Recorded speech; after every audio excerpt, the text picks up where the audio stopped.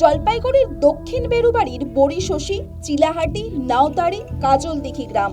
এখানে বসবাসকারী পরিবারগুলি ভারতের নাগরিক হলেও তাদের জমি ভিটে বাংলাদেশের। অদ্ভুত এই ঘটনায় ছড়িয়েছে চাঞ্চল্য। জমি জমা ভারতীয় ভূখণ্ডের মধ্যে থাকলেও মিউটেশন বাংলাদেশের। জমির অধিকার না জন্মানোর জন্য সরকারি সুযোগ সুবিধা থেকে বঞ্চিত তারা। যখন সীমান্ত এলাকা নিয়ে যে বর্ডার রোড হওয়া শুরু হলো, তখন এখানে বর্ডার রোড করতে গিয়ে দেখতেছে আমাদের ওই যে জমিটা, যেখানে 73 একরের বেশি জমি, সেটা টোটালটাই ভারতবর্ষের মানচিত্রে নেই, ওটা টোটালটাই বাংলাদেশের মানচিত্রে রয়েছে। ফলে ওখানকার যে আজকে দক্ষিণ বেরুবাড়ির মানুষ যাদের জমি জায়গা আছে, তারা পশ্চিমবঙ্গ সরকারের জমির তরফ থেকে অনেক সুযোগ সুবিধা পাচ্ছে। কিন্তু আমরা যেখানে বসবাস করি, যে 71 বিঘা জমির মধ্যে যারা আমরা আছি, আমরা সরকারের কোনো কিছু সুযোগ সুবিধা পাচ্ছি না। জমির মিউটেশন অন্য দেশের নাম থাকার জন্য দক্ষিণ বেরুবাড়ির ভারত বাংলাদেশ সীমান্তে উন্মুক্ত স্থানে কাঁটাতারের বেড়া দিতে পারছে না কেন্দ্র। ফলে নিরাপত্তাহীনতায় ভুগছেন এলাকার মানুষজন। এমনও ব্যক্তি আছে, কৃষক, যে ওই মোটামুটি বর্ডার ওই দিকেই জমি, এই দিকেই নয়, তখন জমিটাই যদি ওইদিকে পড়ে থাকে, তখন মনে করেন তার একটা সমস্যা।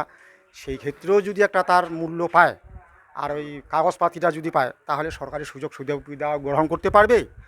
আর সবচেয়ে বড় কথা হলো, তাহলে আমরা এই আতঙ্ক থেকে নিরাপত্তা থাকবো। বাংলাদেশের কোনো সময়ের জন্য এমন ধুমকি আসে, ভাবাই যায় না। অ্যাডভান্স ল্যান্ডের যে ফেন্সিং না হওয়ার মূল কারণটা হচ্ছে এটা জমি জট। এখন তো রাজ্য সরকার কেন্দ্রীয় সরকারের উপর দায় চাপাচ্ছে, কেন্দ্রীয় সরকার রাজ্যের উপর। কারণ কেন্দ্র বলছে রাজ্য যদি জমি অধিগ্রহণ না করে, আমরা কিভাবে বর্ডার রোডটা করব। দক্ষিণ বেরুবাড়ির সমস্যা সমাধানে অদ্ভুতভাবে চুপ রাজনৈতিক দলগুলিও। এ ব্যাপারে বেরুবাড়ির সীমান্ত নাগরিক সমিতি স্থানীয় প্রশাসনের পাশাপাশি কেন্দ্রীয় সরকারের কাছে দ্বারস্থ হয়েছিল, কিন্তু কোনো ফল হয়নি।